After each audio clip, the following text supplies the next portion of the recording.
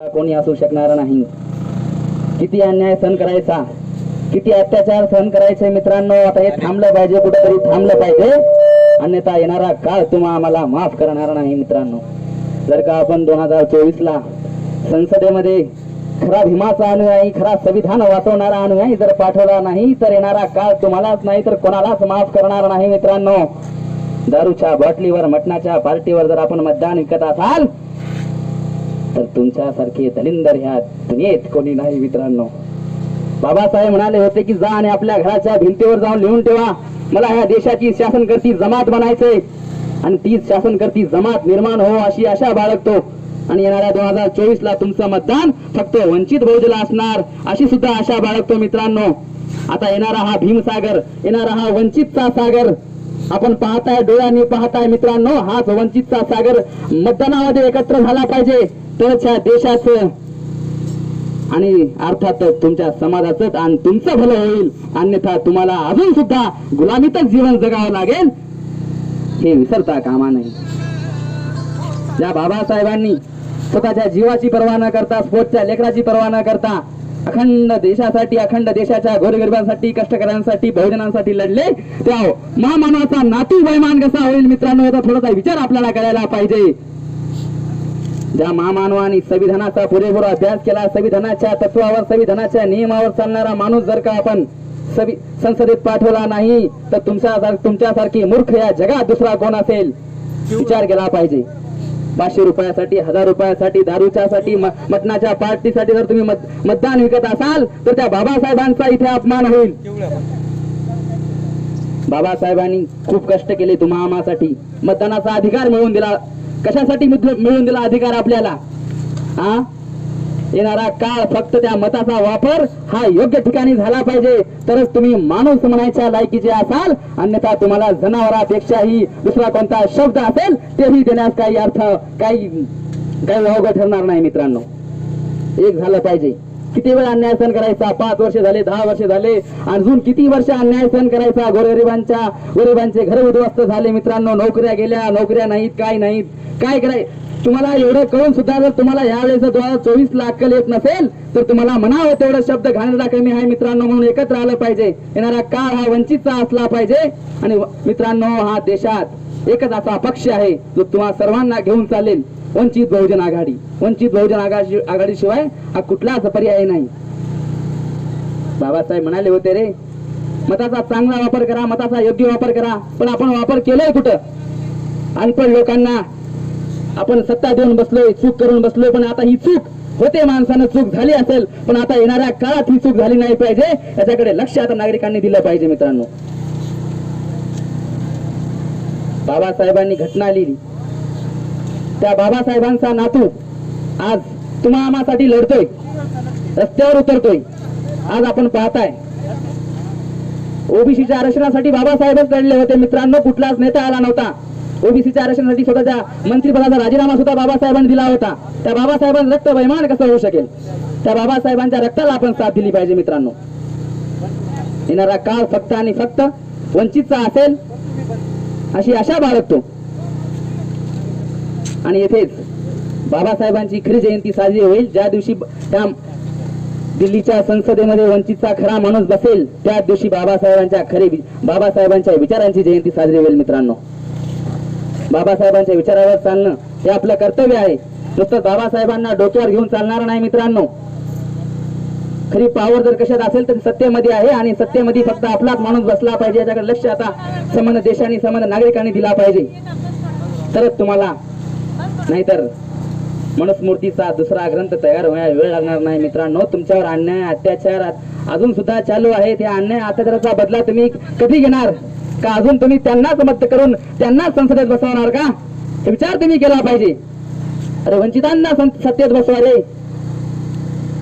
ज्या माणसांनी संविधानाचा पुरेपूर अभ्यास केला, संविधान ज्यांच्या वंशजाने संविधान लिहिलं त्या वंशजाला संविधान सत्तेमध्ये बसवा रे. उगाच कोणाला बी आयऱ्या घरात चाय विकणाऱ्याला तुम्ही संसदेत बसून ठेवलात आणि आता त्याचे फळ तुम्ही आता भोगत आहात याचा विचार केला पाहिजे. ज्या माणसाला कुठलंच ज्ञान नाही, कुठल्याच कशाचाच ज्ञान नाही, फक्त जाती धर्मावर राजकारण करत आहे ते भडवे यांच्यावर फक्त आता आपल्याला उत्तर द्यायचं आहे. 2024 ला फक्त वंचितच राज्य आलं पाहिजे मित्रांनो.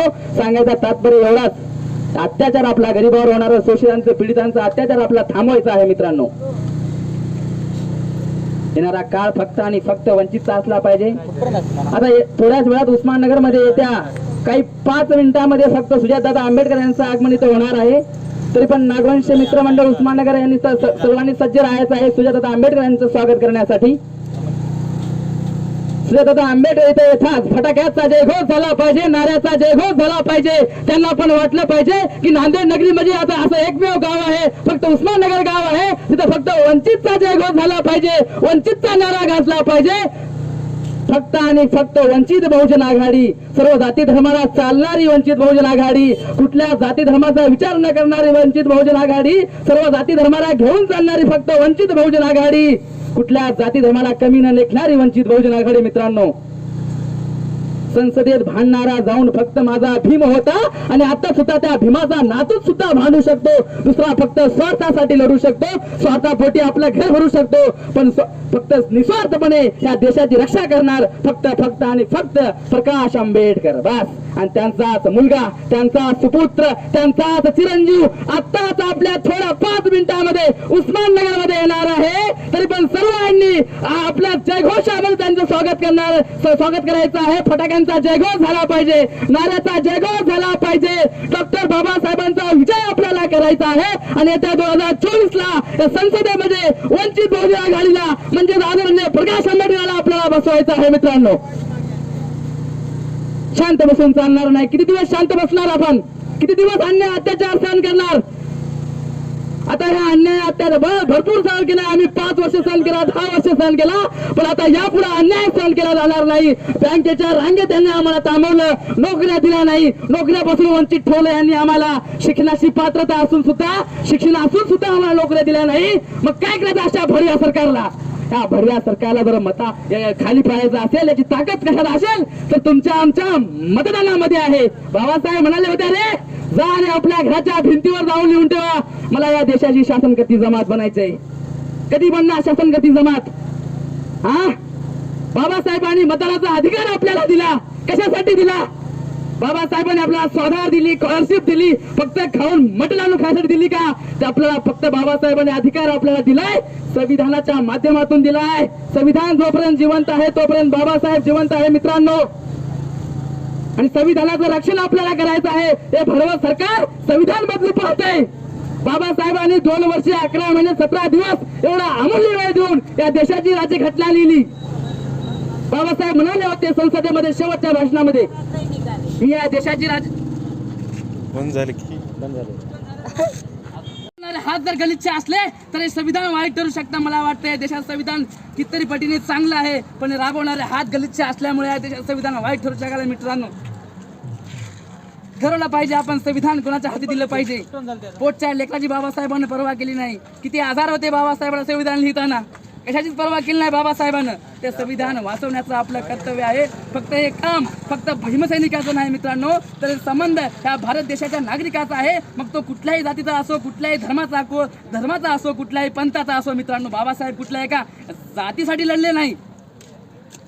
बाबासाहेबांनी संविधानामध्ये 340 कलम ओबीसीसाठी लिहून ठेवलं, त्या काळी लिहून ठेवलं, म्हणून आज ओबीसीला रस्त्यावर उतरण्याची वेळ आली नाही. मित्रांनो, तुम्ही पाहत आहात आरक्षणासाठी किती धडपड चालू आहे, किती मोर्चे काढले जातात, पण ओबीसीला घरात बसून आरक्षण भेटलं. कशामुळे भेटलं?